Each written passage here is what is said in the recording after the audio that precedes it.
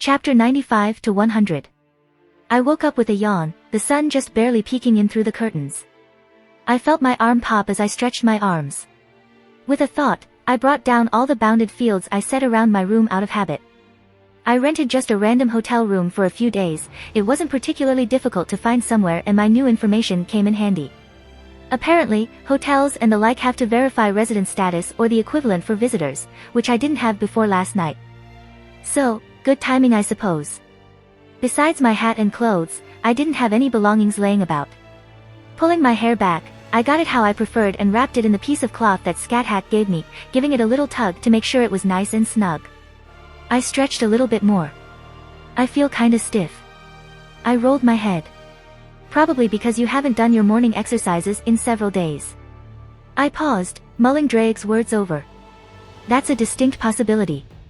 I couldn't help but agree. And I don't really want to get in the habit of foregoing them for long periods of time.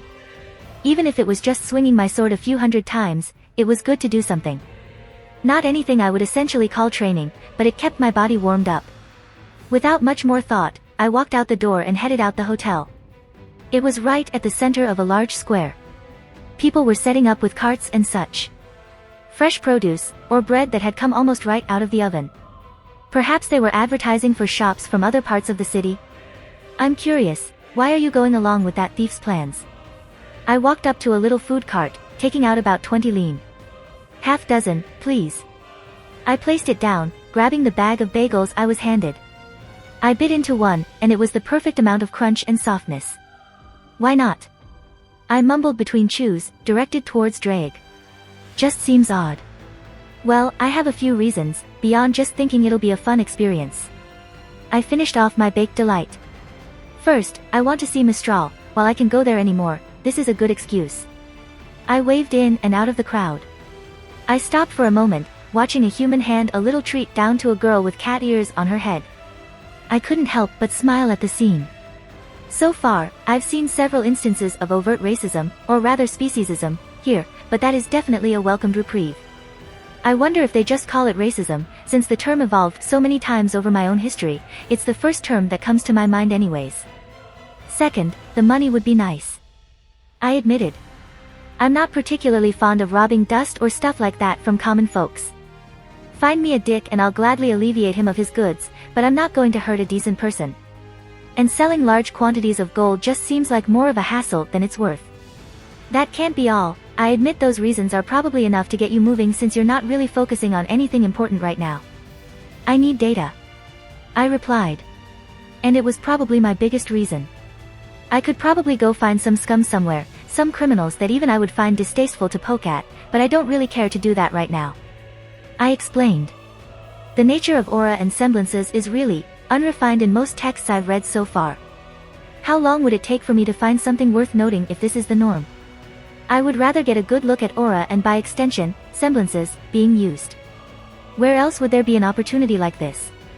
So, go beat up some kids so you can see how they bleed. I know, it excites me too. I snorted at his sarcasm.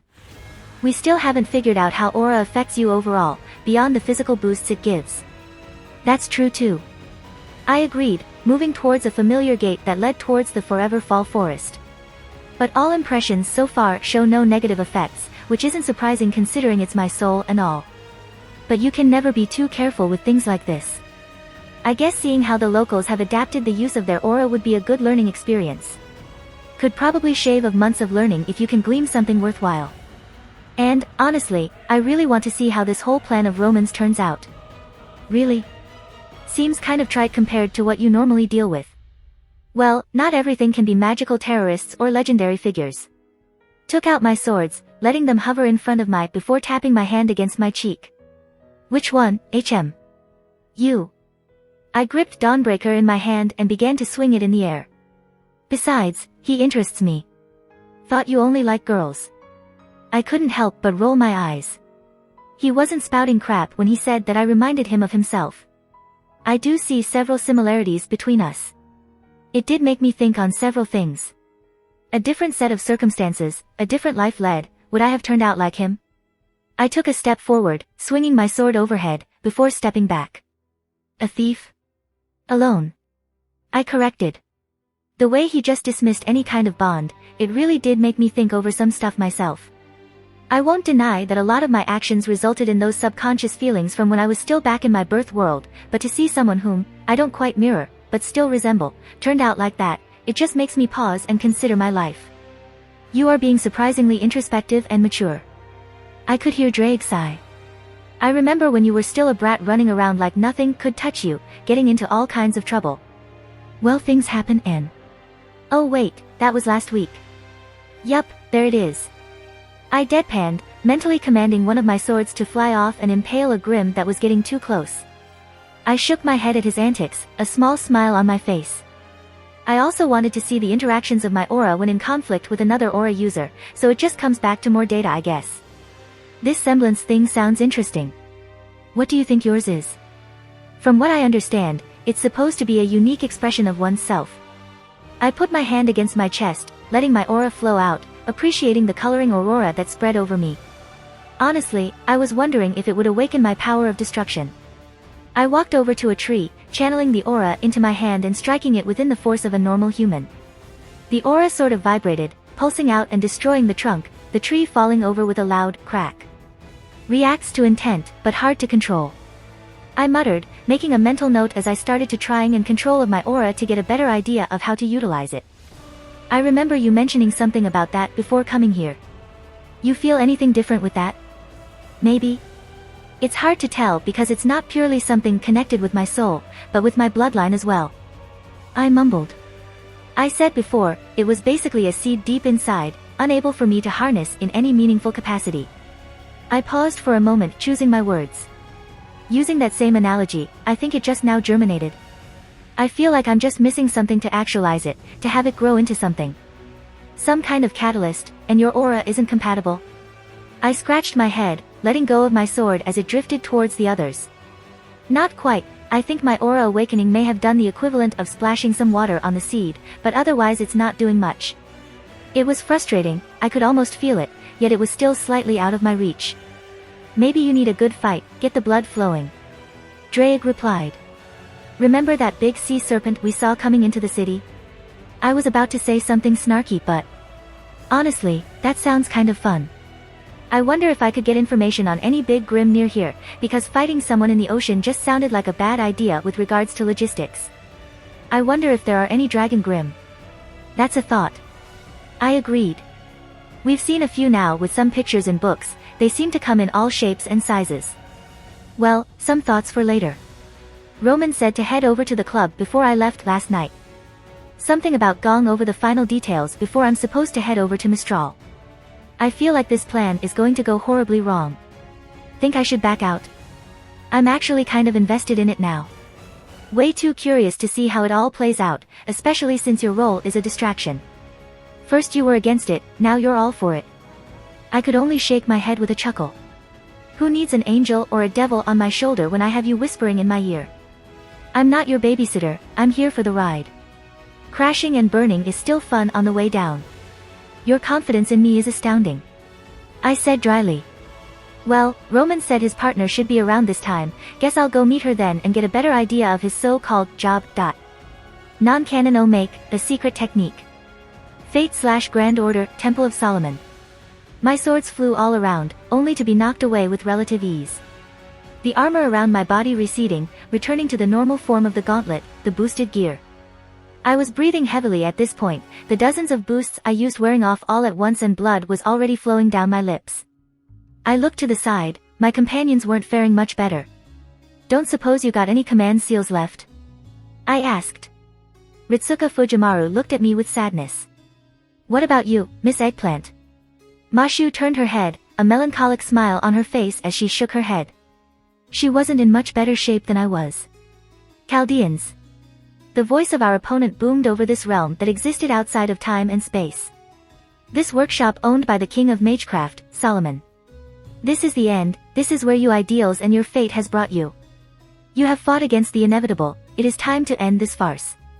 The 72 demon pillars of Solomon, the human order correction ritual left behind by the king of magecraft who turned into one of humanity's evils. A beast. Ars Goetia. The demon held out his arms, the orbs, the eyes all over his body turned to face us as they discharged magical energy in the form of lasers. I stood up, grabbing Ascalon. Foolish. Goetia sneered. Do you think I have forgotten about your little tricks, magician? They arced around me, aiming right for Ritsuka. Mashu jumped in the way with her shield, clashing against her noble phantasm, but not all decided to initiate a war of attrition with he young shielder. My banner, protect my brethren. A familiar blonde head of hair stepped forward, armor almost in smithereens and body barely standing. Luminosite Eternelle. Jean d'Arc slammed her war banner on the ground, a shining golden banner enveloped all of us, blocking the attack. Jean! Ritsuka called out as the heroic spirit's footing began to wane. Absurd. Goetia bellowed. A heroic spirit who can barely stand wished to stand against me? As the words left him, the pressure intensified, shattering the protections, blowing away the Saintess. Join the remainder of humanity's final protectors. He declared, sweeping his arms at the bodies of heroic spirits littering the area. Some dead, some unconscious or simply unable to move, their spiritual bodies unable to cope with the damage sustained. I reached out towards the last master of Chaldea with a grabbing motion, ripping and tearing the space around him. The attacks moved around him in a manner that was impossible. Zigzagging, moving back and forth at different points in time and simple appearing on the wrong side of the battlefield. Blood flowed out of my throat as I fell to the ground. Will. Ritsuka ran to me, catching me from falling down. Once again, you are a thorn in my side, devil. His eyes focusing on me. I stood up laughing, eyes all drawn on me. It seems I must use my final technique. I shakily stood straight. The beast scoffed. You have no hope, no chance for victory. You act as these, humans, foolish perseverance. I glanced to the side, Jean wobbled over, using her banner as a crutch, Mashu quick to support her. If you got something, now's the time, Wilhelm. The voice of Da Vinci from Chaldea sounded through the mystic code Ritsuka wore. Fine. Bring about your last shred of hope, I shall crush it all the same. He held his arms out, welcoming me to make a move. Fine, you asked for this. With the last of my strength, I opened a portal, a connection between two vastly different dimensions. I'm detecting some strange readings, what did you do? Da Vinci seemed erratic as a strange feeling began to fill the area. Goetia, for the first time, seemed hesitant. I turned and looked at the portal. Meridia, help, I'm being bullied. I called out. A strange silence now filled the whole realm. What? Ritsuka voiced out. Seemingly answering his question, the whole place shook. A woman walked out of the iridescent portal, blonde hair and a blue robe that hugged her body in all the right places. A pair of legs I would always recognize. Her very presence demanded attention, and her gaze turned right to me. Wilhelm. Her voice icy. It is our anniversary, you were supposed to be home hours ago. She hissed before finally realizing the state I was in. What happened? A softness now filled her tone. I wanted to be home, but... I held my hand out, pointing towards Gaida. He did it. Her head snapped towards the demon god, who was showing a look of fear for the first time. I walked up to Junior's club, something that had become almost a habit at this point. Honestly, I think I spent more time here than any other building since arriving in this world. I was about to go towards the doors, but a large man standing to the side stepped in front of me. I blinked for a moment before looking up at him. Excuse me. He didn't respond, crossing his arms, clearly set on preventing me from going inside. Roman is expecting me? I offered. Wilhelm. Again, he didn't react and it was hard to gauge his reaction. Well, I guess I'm going through you then. He's cool. Another voice snuck up behind me as in noticed Miltia walking over. Junior knows him. She said and the big guy just nodded, stepping to the side. She walked past me, going inside. Hey Miltia, how you doing? I caught the door before it could close, walking inside. There were no other people visible, almost deathly silent. Tired, annoyed, and tired. She scowled, walking up to the bar. Not much sleep.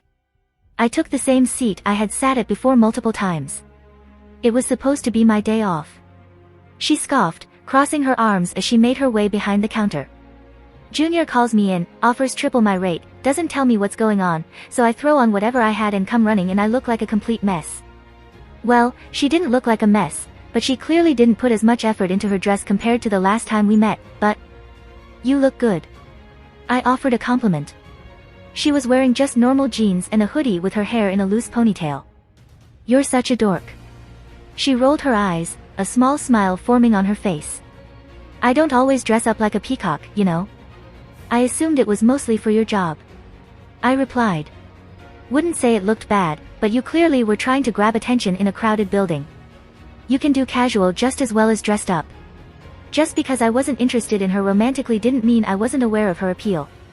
She huffed, crossing her arms. It seems her default reaction to compliments was to feign annoyance.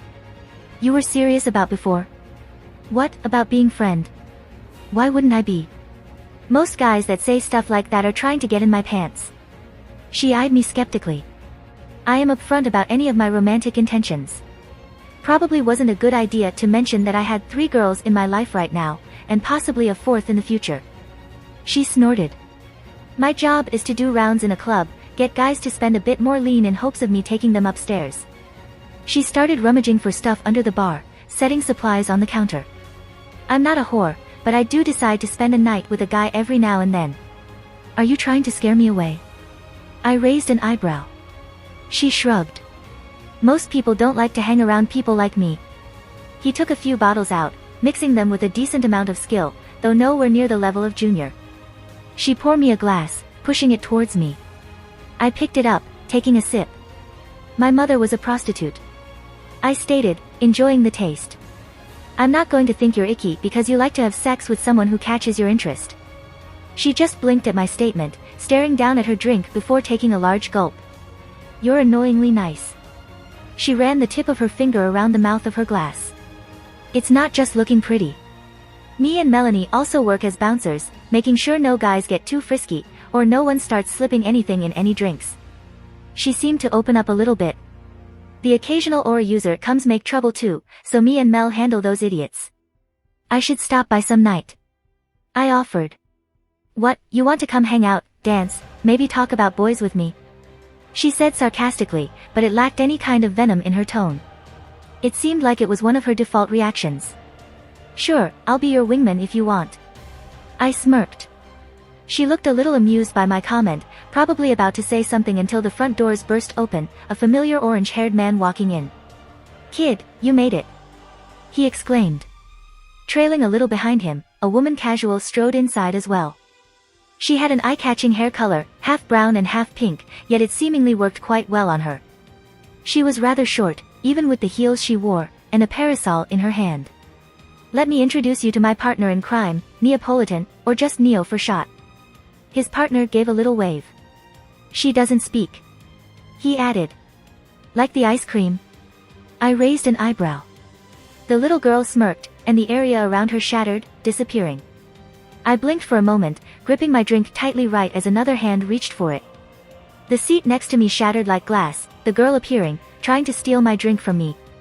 Huh, good instincts. Roman commented, earning a pout from his partner. Shorty. Miltia just scowled. Neo turned to her, gestured with her hands, and Miltia looked pale, turning away with a huff. Well. Roman approached, leaning against the counter. She hasn't stabbed you, that's always a good sign. I eyed Neo, who blinked innocently. If you're done drinking all my alcohol, we have a job to discuss. Junior's voice carried over the area, standing at the doorway into his back room. Alright, front and center, kiddo, time to put your big boy pants on, you're about to hit the big times. Roman slapped my back as he went to the back, Neo giving me a wink as she skipped behind. Technically, I haven't even done the small time stuff yet. Well, that was interesting. Be careful with Neo, she's a lot stronger than she looks. Meltia scowled. Don't believe her innocent little girl act. Little girl? With those hips, she's definitely a woman. Meltia stopped for a moment, looking at me in surprise. What? I asked her in confusion. Her lips curled up slightly. Didn't expect something like that from such a dork. What, didn't expect me to admire the view? I raised an eyebrow. She shrugged. You came off as the goody two-shoes type, didn't know your brain could even think like that. Wow, do I really give off that vibe?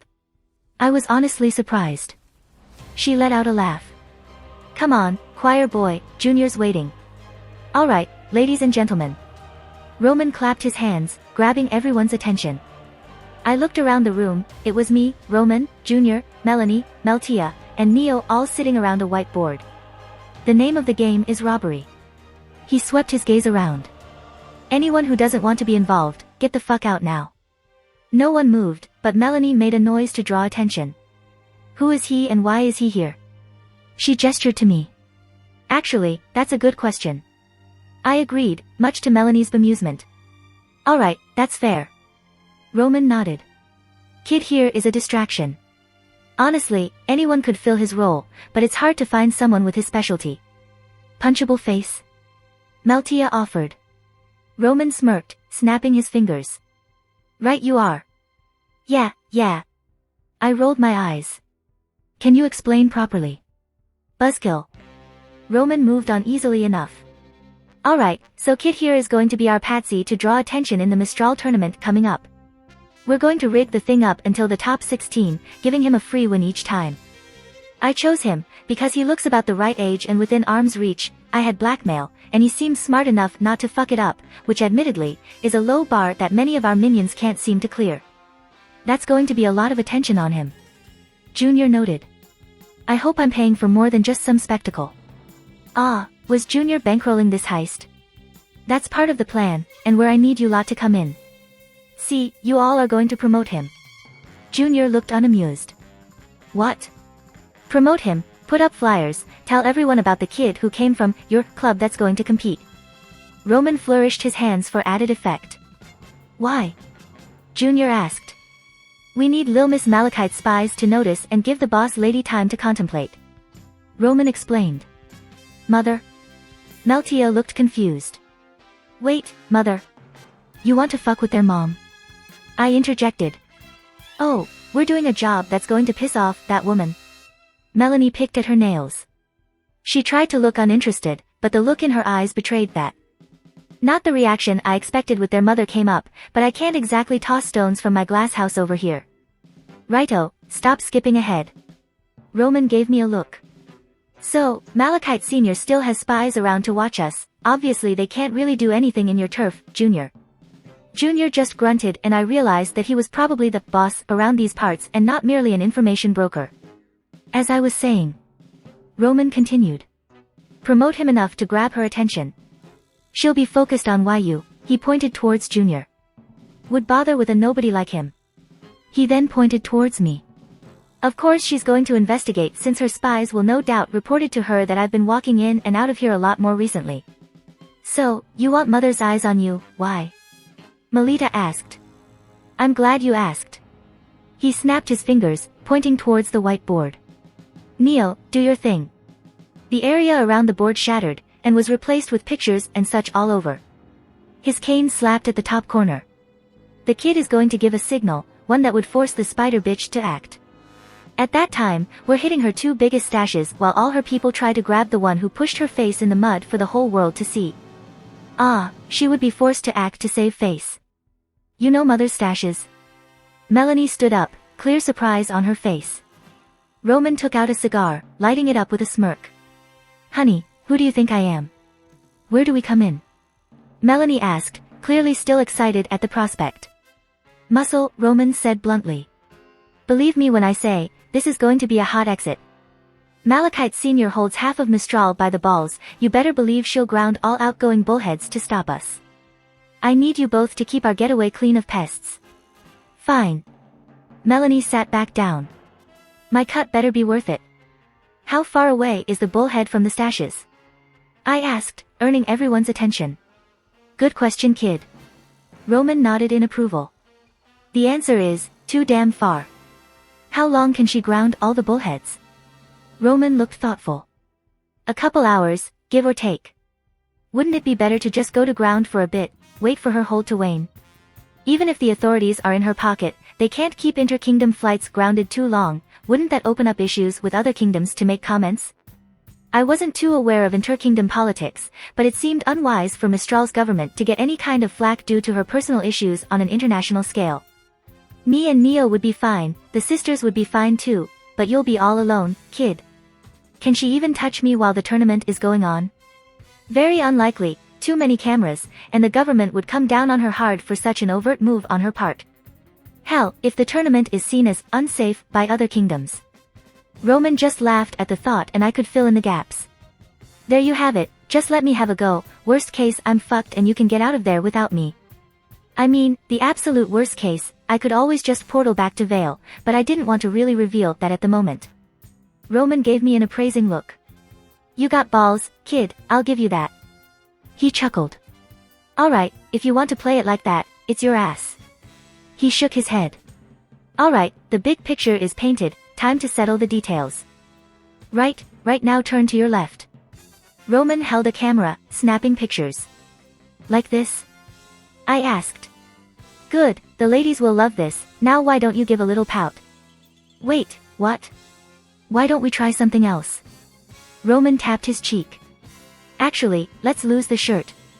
You're fucking with me. I deadpanned. Roman snorted, laughter escaping his lips. I looked around to see Junior cracking a smile and Miltia with her sister giggling. What? Me? Why, the insinuation leaves me. Yeah, fuck off. I walked over to the bar, hopping into my seat. How long ago was he finished? I asked. About 2 hours. Miltia answered. What? We've barely been here for that long. Roman is a surprisingly good photographer, his first couple shots turned out great, the people printing the posters should have the first stack done any time. Dick. I shouted towards Roman. He of course responded with a cheeky smile and wave. Got my people working the online angle too. Junior cleaning one of his glasses, still clearly amused. By the end of the day, half the city will know your name and face. Walter Howard Schweintorg, the name will be on everyone's lips. Oh fuck off, you know what my name is. I rolled my eyes, much to his laughter. What happened to Neo? I looked around the room. Shorty went to grab some stuff. Melanie replied, filing her nails. She said, wrote something about you needing a proper weapon. I paused staring up as the air cracked and shattered, Neo presenting herself with flair, holding something in her hands. There was a pregnant silence that took over the whole room, everyone staring at what Neo had brought in. I feel attacked right now. At that, nearly everyone broke down laughing as Neo wiggled the giant purple dildo, presumably what was supposed to be my weapon. It even had a giant handle sticking out so you could wield it with 2 hands. You know what? I'm going to shout during every match, that Roman Torchwick is my sponsor as I wave that giant ass dildo around. Neo silently laughed as she set it on the counter, pulling up a seat. Alright, kid. Don't get your panties in a twist. Roman lit his signature cigar, turning towards Neo. How's the stuff coming? Neo started gesturing with her hands, huffing a little then rolled her eyes. Unfortunate, but quality takes time. Roman replied, seemingly able to understand her. He turned towards Junior. Looks like your guys are already putting up the posters around town. What about the stuff? Junior said with the subtlety of a bulldozer. Atlas military-grade dust bombs. Roman smirked. Got them on the way, should be arriving in the next couple days. Junior grunted. This better be worth it, I'm dropping a lot of lean to fund this job of yours. He shook his head. Not to mention all the hardware upgrades I'm giving to my boys to keep the spider bitch out of the city once everything settles. Even if we only hit one stash house, it would be more than worth it. Roman stated. I saw her books once, think 10 years of profits all nicely stocked away for a rainy day. Junior grunted a non-committal answer. At least we can keep going with the bets. Even if we didn't make any money, would be best to keep doing it. Charades and all that. Roman nodded. Ugh, this is boring, I'm gonna go shopping. Miltia stood up, ignoring the conversation Roman and Junior were having. Want some company? I asked, thinking of stepping away myself. This part didn't really concern me. Whatever. She said immediately, but the smallest amount of a smile appeared on her face. What about this one? Miltia held up a tank top. Color good, design is meh. I shook my head. Catching out of the corner of my eye, a kid probably around Kuna's age was pointing to me excitedly and then pointing at a nearby poster. I gave him a little wave, much to his amusement.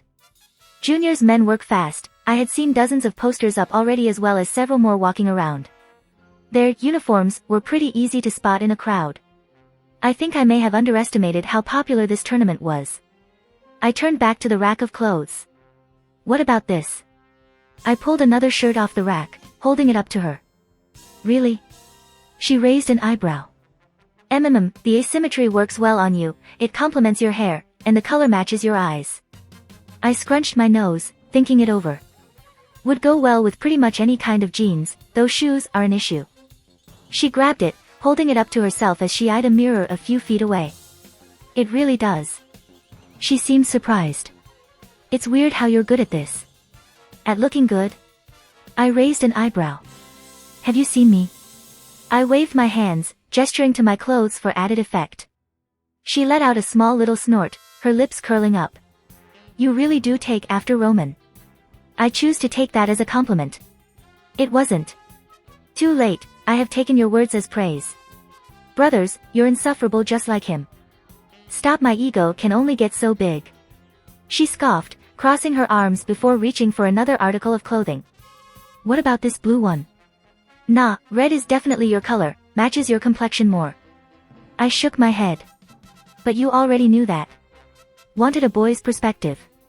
She shrugged, putting it back. Anything you want to do after this? I got nothing particular I'm keen on doing. I thought it over. Can always do lunch or something after. I know a good sushi place nearby. She mumbled. You do know that the tournament is only like a week away, right? Yeah, I was there for the meeting. I rolled my eyes. No, you idiot, I mean you're going to be fighting some of Remnant's best for the age group. You've only had your aura for like a week, and you don't even have a weapon. Huh, was she holding this in for a while? I couldn't help but smile at her worried expression. I'm acting like this, because I have confidence in myself. She just scowled again. There's a big difference between the thugs running around with aura and the ones being trained in schools. I have a weapon, and I have been heavily trained. Just because I didn't have aura before doesn't mean I'm weak. I calmly replied. Whatever. She didn't seem to believe me, but she dropped it. Just, don't get caught and die or something. I don't. She was particularly used to having conversations like this. And it's not like I won't be preparing. I stated. I was going to go over the rule book, and maybe procure some stuff to take with me. I saw that dust came in a larger crystallized form opposed to the grounded variety I had on me. More expensive, but it should be much more power. It gave me many ideas. Well, we turned to walk towards the register, when a familiar pair of bunny ears caught my attention. Come on, Vel, this would be cute on you. A girl with a peculiar style was talking with the bunny. Why she was wearing sunglasses indoors, I couldn't say. Reminded me of that edgy kid back in my birth world. Coco. I can't, that barely covers my chest. Girl, you need to show off your assets.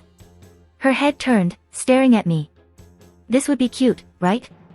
The aforementioned Coco seemed to hold up the shirt for me to see. Makes her boobs look nice and perky, right? Coco. Velvet turned a bright shade of red. Maybe if she wants to turn tricks on the corner. Miltia interjected. Coco went silent, staring at my companion. Of course, you would know all about that. Coco harumphed, almost didn't recognize you without that hideous thing you call a dress on. At least I'm noticeable, you look like an extra in a D-list action movie. Noticeable like a clown at a birthday party. I picked up the distaste Miltia had for this girl almost immediately. No idea what was going on between them, but sides were easy to choose, so I spoke up. Really? The girl wearing a beret is going to throw shade? Coco's head snapped to me, eyeing me up and down. A vest and tie, what century is this supposed to be? My grandfather wore something like that when I visited him last week. It's called style, maybe you should ask him for advice. I countered. Style. Do you have any idea how hard it was to find an outfit that looks good with a beret? She pulled on her shirt for added effect. It must be pretty hard if you still haven't found one. I continued. You look like you're trying to tell the world you aren't a conformist, yet thrive on all the attention they give you. The only way you could look any more original is if you wore sunglasses indoors. Oh wait. Her mouth gaped, her sunglasses sliding down her nose. I adjusted my tie and straightened my collar, turning my nose up at her before leaving, Miltia following behind me. Miltia started to giggle almost uncontrollably. Hate that bitch. She managed to get out between laughs. Came into the club a few times and just starts trash-talking everyone's clothes. Thinks because her parents are rich, and she spends their money to buy boutiques and fashion stores that she's better than everyone. Well, that answers that question. Met her friend before, nice girl, bit of a pushover though. The bunny faunus? Miltia asked. She was a waiter at a nice cafe I visited. Though I probably shouldn't go back there. What happened? Beat up some idiots, stole their wallets. That was a fun morning. Miltia just blinked before laughing again. Oh, I just had a thought. I stopped my steps. Would you happen to know somewhere to make scabbards?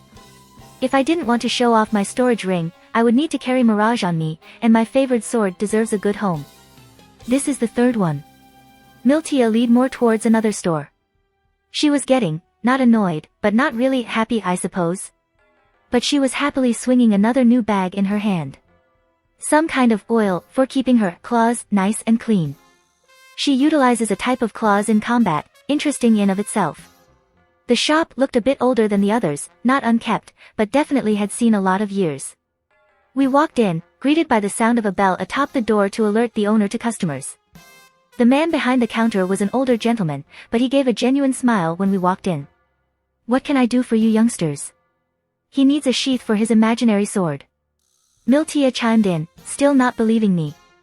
Half of what she said is true. I added. Do you make customized orders?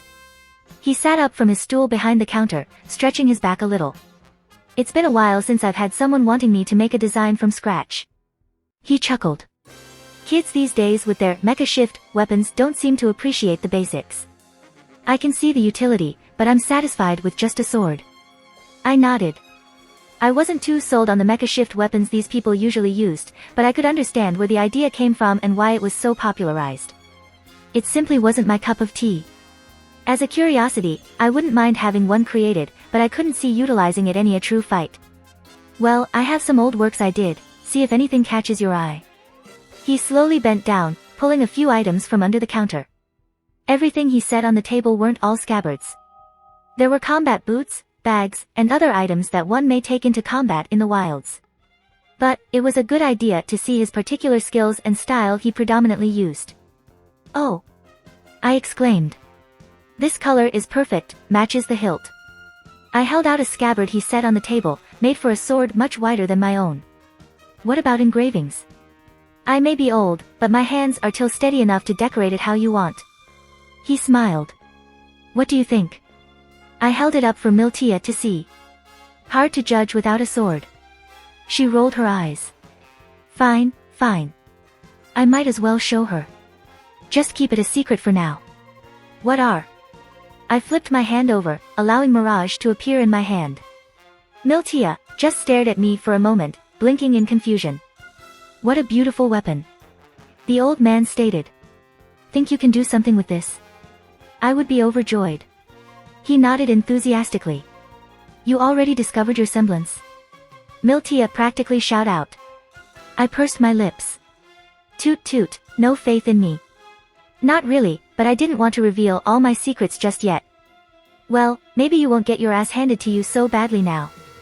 She crossed her arms with a huff. I ignored her, turning to the shopkeep. Think you can have this done in a few days? I need it to be ready for the Mistral tournament. You're going to compete? He raised an eyebrow. You're looking at the next champion. I waved my arms for emphasis. That one lass is fairly good. What was her name again? The old man lightly replied as I set my sword down to allow him to get measurements. The invincible girl. Miltia added air quotes with a small scowl. That's the one. She's won almost all her matches in the past with relative ease. Should be fun. I smiled. Whatever, not me who's going to be humiliated in front of all of Remnant. Miltia said. Truly, your support gives me the confidence to win. I drawled. Regardless, I'll need to take a few more measurements. The old man chimed in. I can have this made in a couple days if all goes well. Cutting it close. Miltia crossed her arms. The tournament is only a few days away, and we have to get you there early to register and all that. To see one of my creations on a stage like that, these old hands will get the job done in time. I can't wait. I hadn't particularly needed a sheath previously, but I didn't want to be taking my sword out of my ring every time I needed it. And carrying a weapon open like that would just be rude, not to mention it would make me look so tasteless. Getting everything set up, me and Miltia finally left the quaint little shop. How are things on your end? Need to get anything ready? It wouldn't be odd for me to assume they needed a lot of supplies for their end as well. Mel should be handling, she paused. Why would I trust her to deal with that? She scowled, talking to herself. Gotta run some errands? She huffed in annoyance. Melanie always waits to the last minute to do anything. I should probably check to make sure we got everything ready. Besides, Junior's footing the bill. Alright, it was fun, we should do this again sometime. She turned to me briefly. I didn't hate it, she stated. But from what I knew of her so far, that seemed like praise from her. As she left, I turned and walked in the other direction, finding a secluded area to pull out my scroll. I brought up a map of Remnant. What ya doin'? Drake asked. I was thinking about paying a visit to Mistral, since I won't really have time while the tournament is going on, just wanted to walk around for a bit. Is that a good idea? I just shrugged. It shouldn't be a big deal, so what if people see me then recognize me later at the tournament? Besides, I doubt anyone would care I'm there before the tournament starts and I start grabbing attention. Besides, I would be back in a few hours, no harm, no foul. I already have the calculations stored for this world, it's just a matter of eyeing where I want to end up with a long-range portal like this.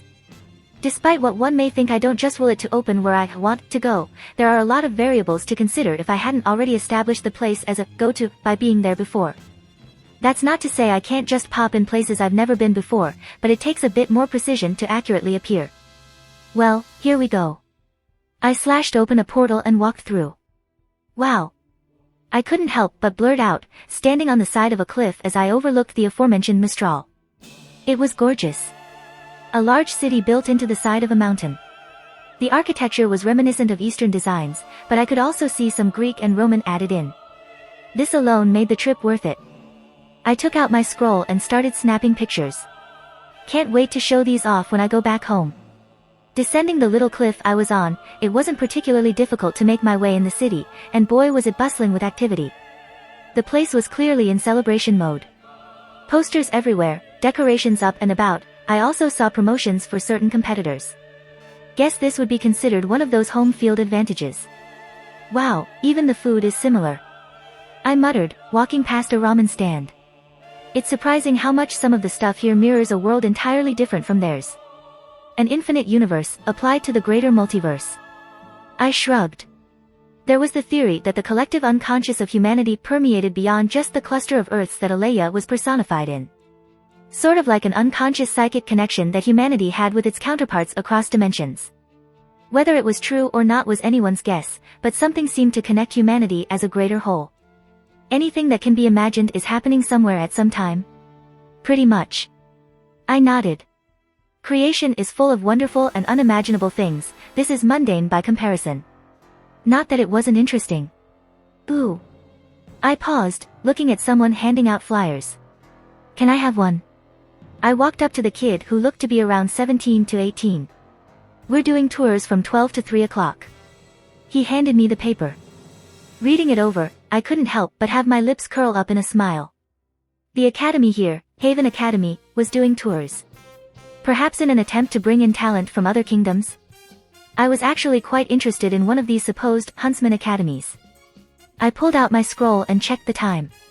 Should have a couple more hours, but I guess I'll head there now and maybe grab a bite to eat afterwards. I spoke quietly to myself, looking up to the peak of the city where I saw the academy towering over everything. The flyer said to just head up and I would be welcomed. It was a nice little walk through the city, the hike up top did briefly give me some flashbacks to the land of shadows and that despicable mountain I climbed, but otherwise, it was still a very beautiful scene. And I wasn't the only person making the little trek. Of course, I could see there were other avenues to approach, a road that winded down the little peak that vehicles were driving down. I even saw a bullhead fly up and land on a platform especially for aircraft. But I chose just to take the stairs. And boy were there a lot of them. Thankfully, I was more than accustomed to something of this level. Frankly, it didn't even match my morning routine.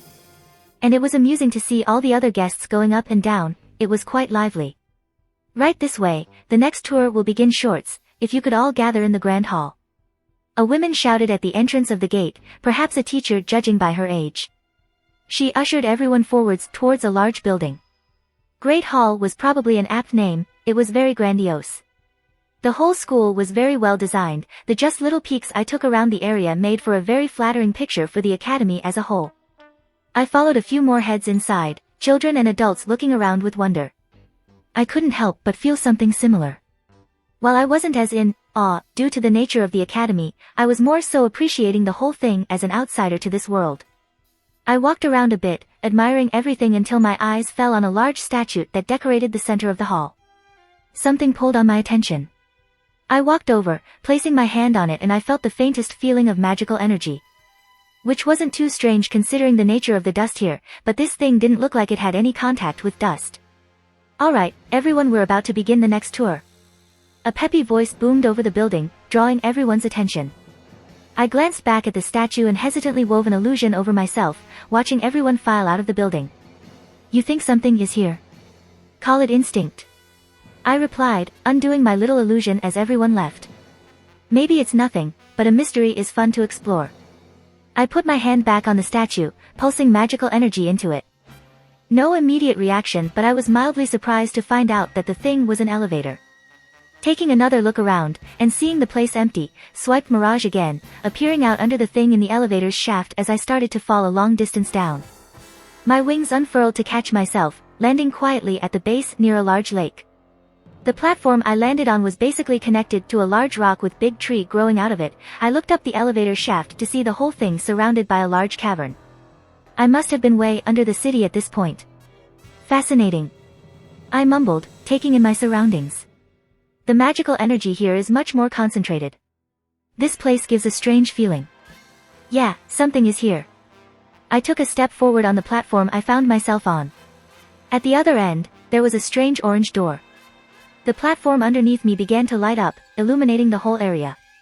I approached the door, and was surprised to see it not connected to anything, merely sitting perfectly on that location. I poked it, prodded it, and nothing happened. Interesting. I tapped my chin. What did you discover? I think this leads to another realm, or another sub-dimension. The feeling is similar to that dimension lost sacred gear. I hummed. Can't you break into it then? Of course, I just wanted to examine it first. I replied. It's not every day I can inspect subspaces created through magical means. The amount of magical energy rolling off this thing, it was clear where its origin lay. I took out Zelretch's trusty notebook and began to take a few notes, snapping a picture for future reference. The old man would probably find this interesting too. He didn't see any magical sources from his own peaks here. Welp, here we go. I placed my hand on the gateway. It didn't seem to want to budge. Arrogant little thing. I muttered. There appeared to be a sort of magical locking mechanism placed, trying to stop me from forcibly activating it. I pulled on the kaleidoscope, overlaying the coordinates for the dimension on top of the door, basically bypassing any seals or locks the creator put on it. Essentially, I used the door as a reference to open a window. Could I have just blown through the locks? Sure, but I didn't know what was on the other side and didn't want to be responsible for any kind of catastrophe. The door began to swirl with the familiar iridescent colors I was used to at this point. I smugly walked through the portal, getting hit by the dry air of a desert, sand basically floating in the air. This is amazing. Drake looked awed by what we saw. An entire desert inside this place. I shared similar thoughts. This would not have been easy to create by the average mage. I couldn't help but admire how thoroughly this sub-dimension was anchored to the real world. It was not at all breaking apart, nor was it unsteady in the slightest. I am genuinely impressed, the person who made this must have been a genius. This place would easily be able to last for another 1,000 years without any interference. Probably more than that, but it was my conservative guess. Hell, it would probably survive until the end of this planet for good. So, you going to check that thing out? I stopped my admiring, turning towards the thing he was referring to. There was a stone pedestal off to the side, and a very particular object on top of it. Adorned with gold and a glowing blue glass center. Walking over to it, there seemed to be no traps of anything. I suppose the creator of this place assumed no one could get inside without his permission. Looks like a lantern, a lamp of some sort. I touched it gently, only to blink in confusion. This is not a normal magical item. Yeah, no way was this just a mystic code or something similar. What do you think, Drake? Divine. He said simply. You think this thing is divine in origin? I gently placed my hand on it again. Honestly, it doesn't give me that overbearing feeling a divine construct would, but then again, Dawnbreaker is also divine in origin, even it was meant for mortal hands. Perhaps this was similar then. I pulsed my magical energy inside of it and was hit with immediate resistance. Actually, it felt like something looked back at me. I reeled back in surprise as the object began to glow bright. A visible magical phenomenon occurred where magical energy exploded out. A woman appeared, floating above the lamp. Gold chains rattled on her limbs, blue skin drew my attention, but most importantly. Why are you naked? I couldn't help but ask the floating woman. Seemingly ignoring my question, she looked down at me with the most confused face I've ever seen. Who are you? How have I never seen you before? Isn't it polite to introduce yourself first before demanding someone's name? I looked at this genie incredulously. She just blinked at me in confusion, staring intently as if my face would give away some kind of secret. I am Jinn, spirit of the relic of knowledge. She hovered over the lamp, seemingly regaining her composure as she crossed her legs and crossed her arms over her breasts. K. She frowned, as if to expect some other kind of reaction. Who are you? Why can I not see you? She slowly descended, landing in front of me. First name, Bob, last name, the Builder. I was curious what she meant by not being able to see me, though I had some guesses if she was the spirit of this so-called relic of knowledge. Probably not the best idea to say my name to her before I know what's going on. No, you're not. She rubbed her temples, ignoring what ridiculous name I gave her. You are, Y-U-W, Will. Her eyes began to glow brightly as she stared at me. I could practically taste the magical power flowing around her. You are infinite. Her eyes rolled back, and she went limp. I quickly moved to catch her, her legs wobbly as she seemed to need a moment to regain her focus. Her eyes unglazed, set on me again as her hand hesitantly reached out to cup my cheek. You're real. She whispered, as she went to poke my arm and chest. I would hope so. She just giggled to herself as her focus drifted back to me and she calmed down. How did you get here? Well, I was looking for the restroom, and one thing led to another, here I was. She gave me a deadpanned look. You came to this dimension by accident? She said dryly. Yup. No idea what she's talking about. You're lying. She stated, tilting her head. I'm being lied to.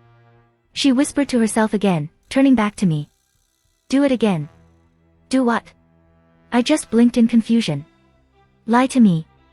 I'm a giant purple platypus. She let out a cute little giggle. I can't tell if you're speaking the truth or not, I don't know. I am missing context here. I interjected on her little laughing fit. She smiled, turning towards me again. I am Jinn, spirit for the relic of knowledge.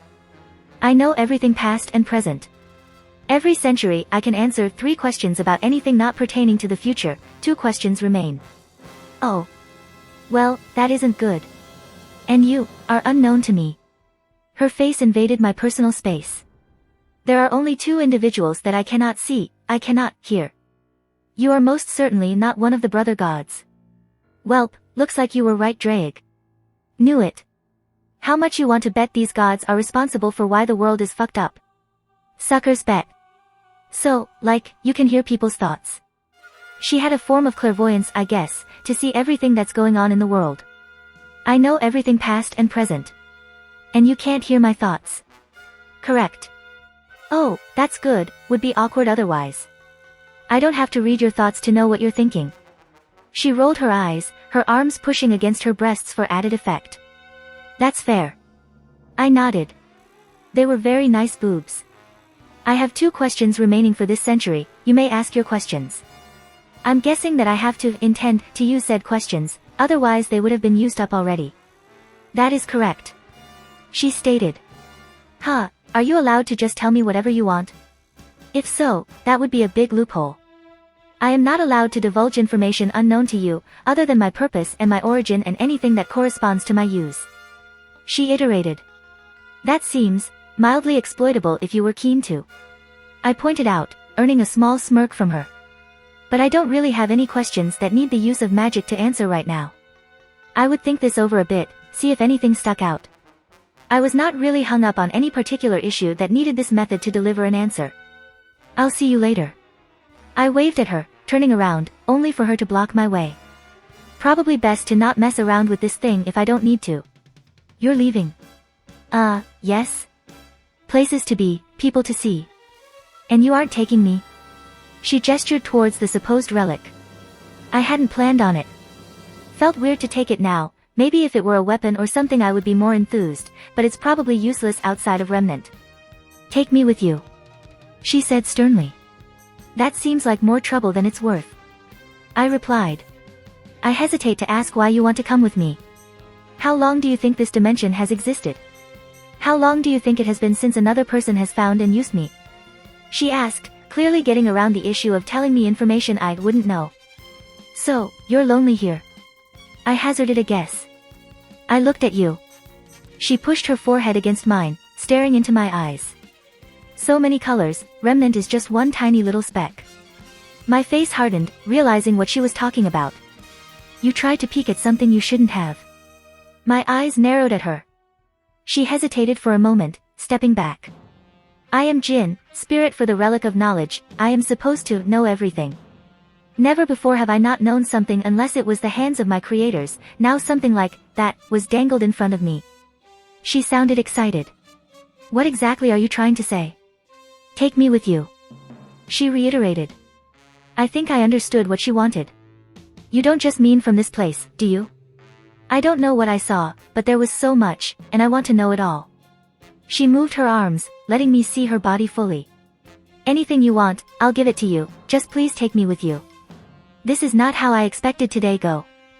I guess she more or less parsed that I'm not from around here, even if she couldn't quite understand what she peeked at. And how she did that in the first place. Some kind of divine magics woven into her creation, perhaps. I rubbed my temples, forcing myself to look away. Are you going to take her? Drake asked. I'm considering it. Should I remind you not to think with your dick? Honestly, I'm not. I actually have an idea of how she would be useful. My home needs something to hold together the magics to overlay it on multiple world lines. That lamp is holding this dimension together. My guess is that it would work for my needs. And from what she's talking about, I don't think she would mind looking after everything as long as she can continue to learn new things. So, you want her as what? Your maid. If she's fine with that. And that's a bit pedantic compared to what I explained. And you don't think there would be any issues in taking her with us? I have no idea what she was created for, what her true purpose is beyond just answering these questions. But, she's a sapient creature, a person who expressed her own will. If this is what she wants and she's okay with the terms, I would have a clear conscience in anything that happens afterwards. I turned back towards Jin. Are you not abandoning your duty by wanting to come with me? Honestly had no idea what she was intended for, so I was just taking a shot in the dark here. I am only obligated to answer questions when the quota is available for whoever holds the relic. She stated. I rubbed my chin at her words. So as long as I keep your answers at 0, that means no one would ever be able to force something out of you. She smiled brightly at my statement as I paced lightly around the area, thinking this through. Admittedly, she checked quite a few of my boxes. Fuck it, what am I even being hesitant for? I'm a greedy person. I turned my gaze back at her. Once you agree to this, you'll be mine and I don't give up what's mine. I made sure she knew what she was getting into. I already said I would give you everything. She smiled. Take me with you. I want to see everything, know everything out there. Fine. I conceded. I'll have a job for you soon. For now, return to the relic, I'll take it with me. She gave me a smile, quickly placing her lips against my cheek before dissipating and turning into smoke that got swept back up into the lamp. I didn't take it yet, lest this dimension come crashing down on me. I have a thought. Is it about how I just accepted a genie as my employee? No, it's something else. Drake spoke. I remember looking at the book you read, the one about the kingdoms. Yeah.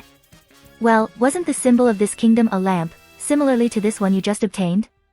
You don't think? I mean, it could be a coincidence. But, then again, it is a divinely created item, hidden under the city of the kingdom that uses it as a symbol. And there was one kingdom whose symbol was a sword. Oh. I took a moment to contemplate what he just said. Well, Draig, I think I should pay a visit to Vacuo. Coincidence or not, definitely going to check this out.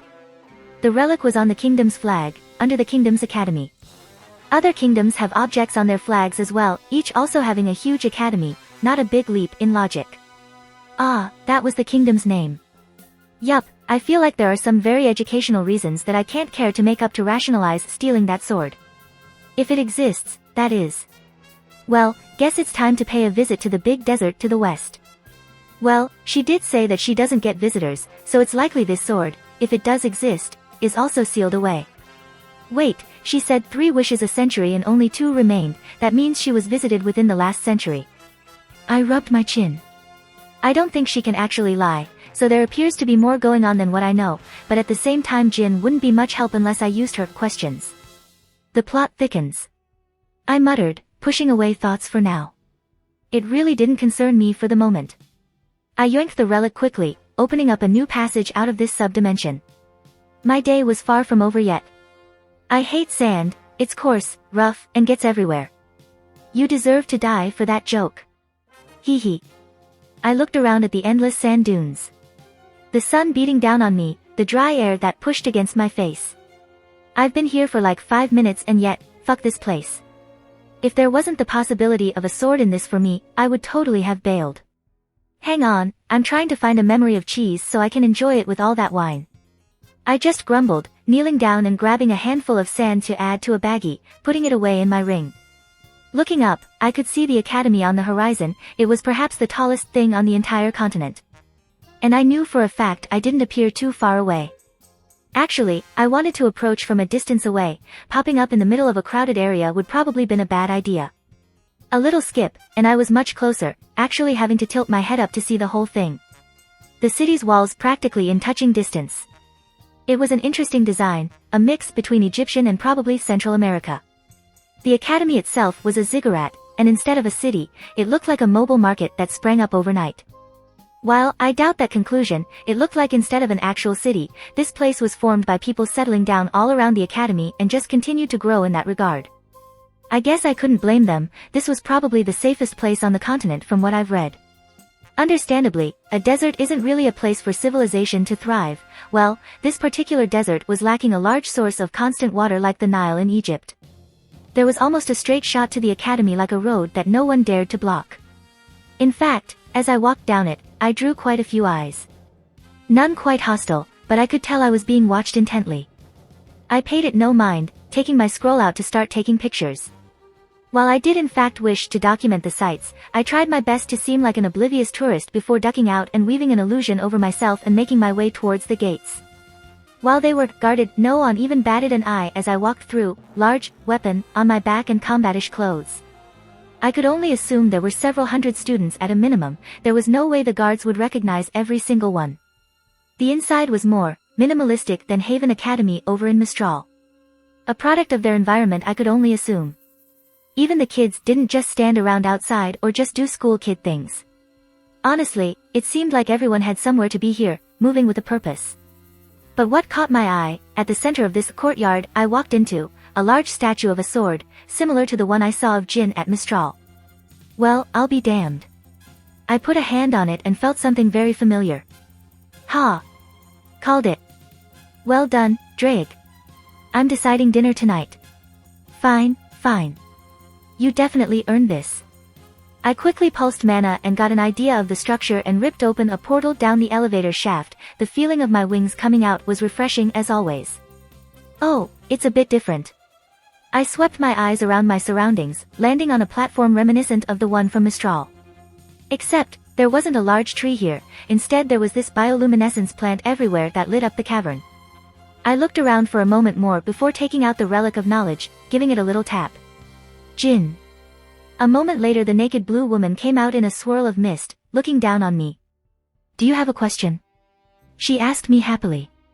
No, got something else I wanted your help with. Oh, do you require relief?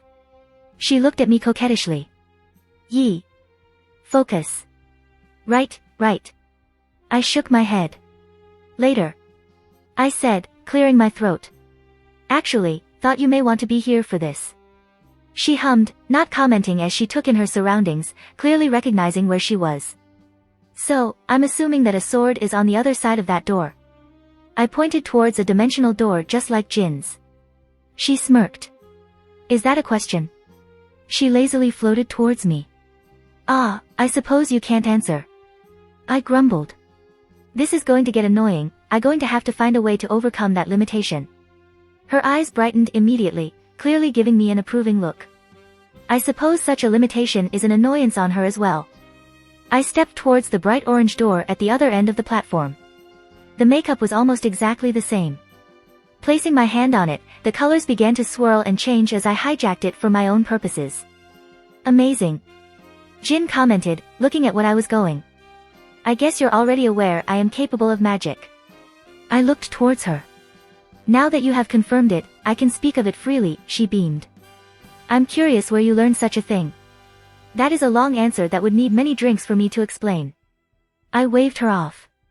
Let's deal with this first. I offered my hand to her as she took it without a second thought and we walked through the portal. Immediately, the rush of cold air hit me. What the hells? I spat out, the cold air a stark contrast from the world outside. Jin just hovered nearby giggling to herself. I didn't dwell on it long, my eyes moving towards a sword on a pedestal nearby. So, am I going to find another naked woman when I touch this one? Would you be disappointed? Jin's eyes twinkled in amusement.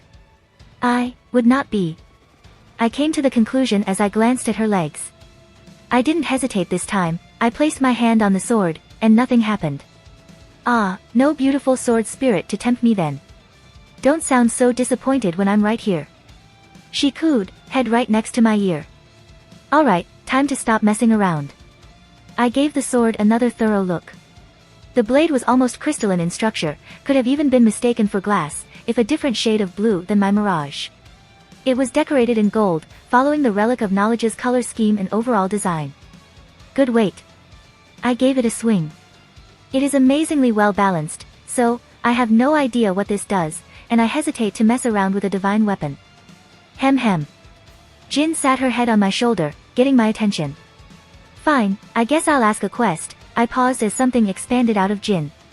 The snow stopped falling, the world around us freezing as Jin landed on her feet. Did you just stop time? Jin looked at me smugly. I am allowed to stop time while you ask your question. How? I couldn't help but blurt out.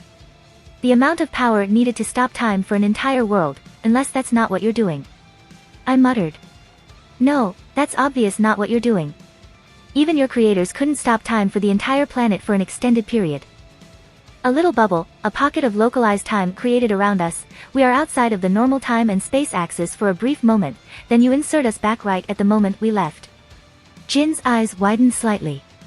You are frighteningly knowledgeable. She whispered before her look turned something more predatorily. I look forward to milking you for all your secrets. She waved her hands, the lamp appearing in her hands. Ask your question. The relics, I want to know everything about them. Jin smiled as scenes began to emerge through magical means. Images flashed through the air, showing their creation, the gods who birthed them and passed them down to humanity.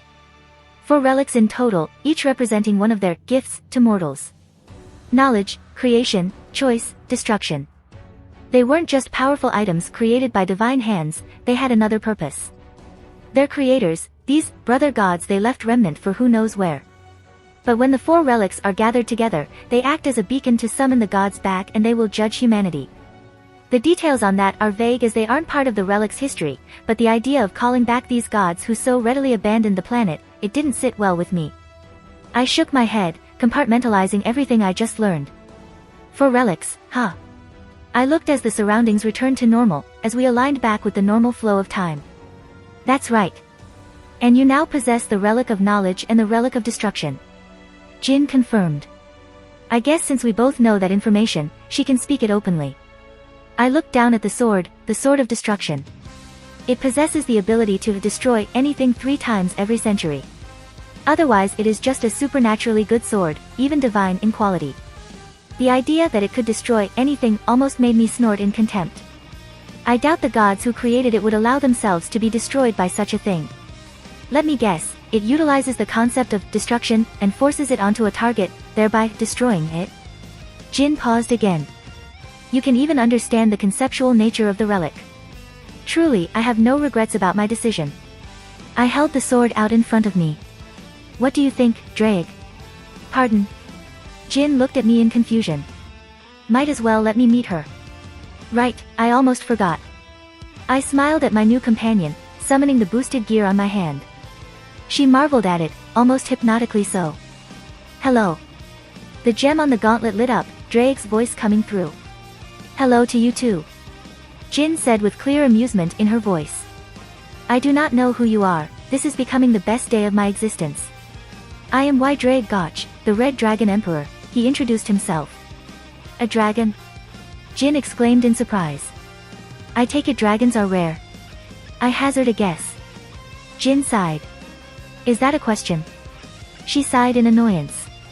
Not directed at me, it was probably frustrating she couldn't speak plainly about certain topics.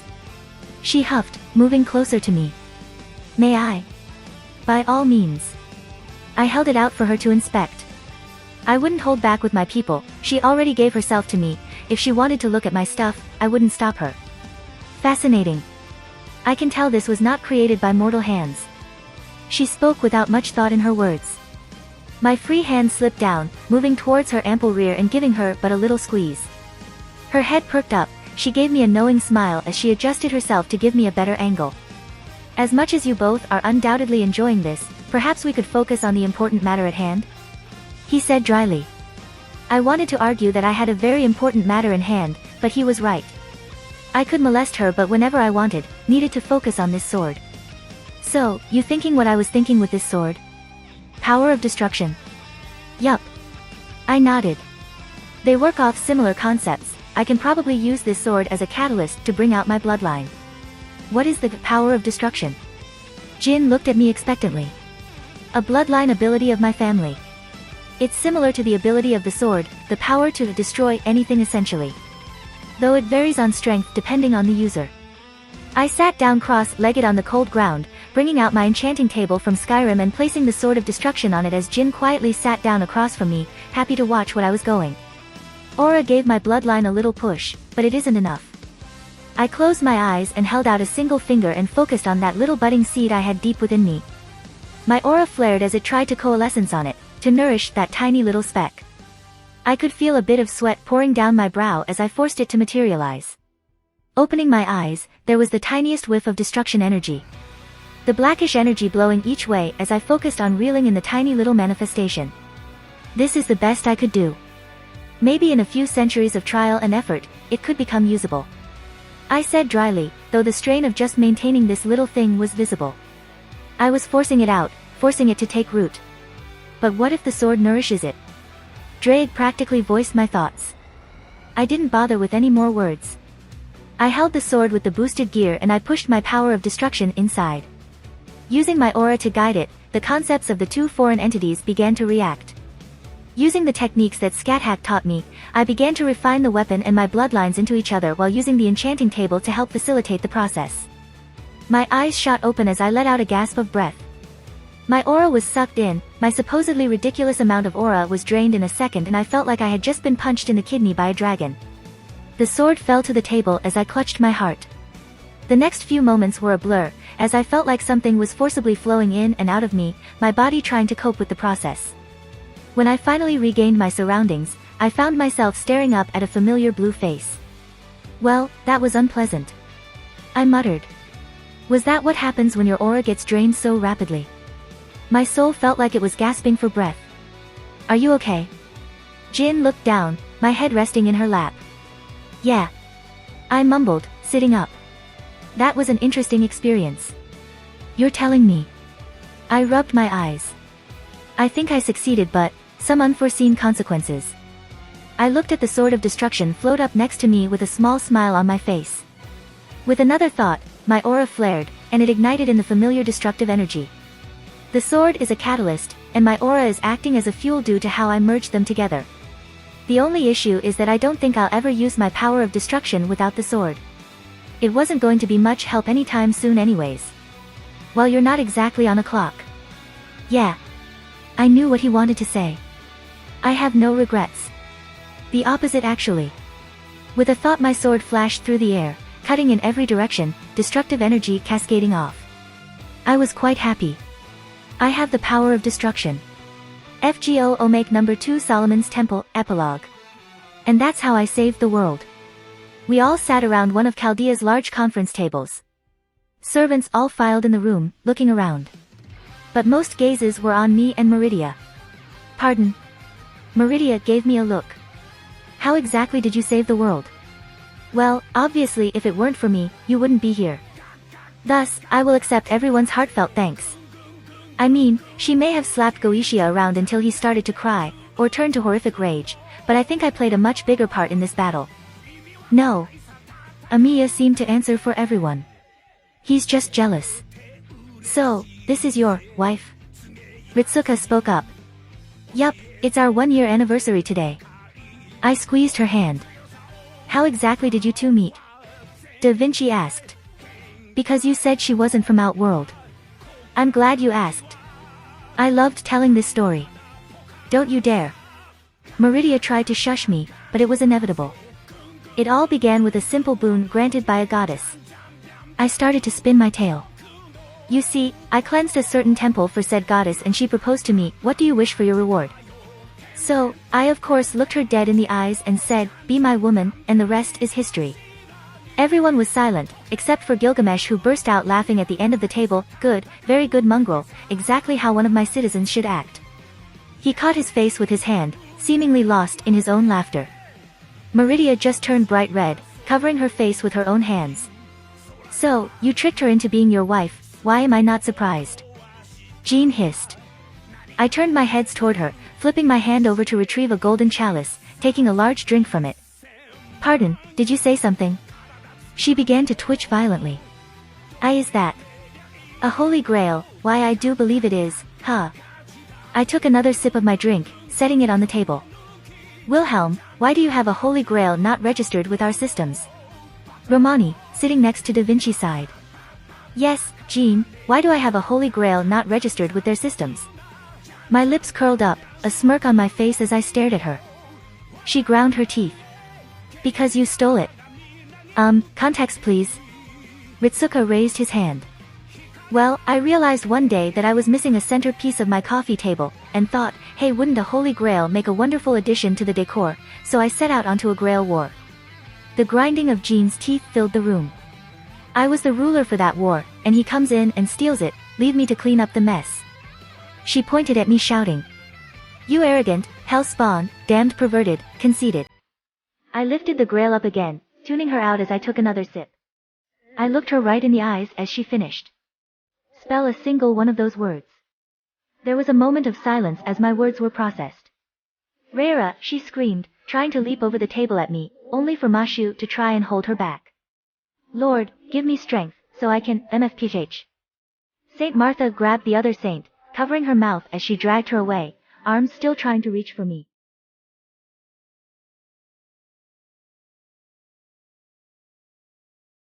If you like this content, don't forget to like and subscribe. See you later, bye bye.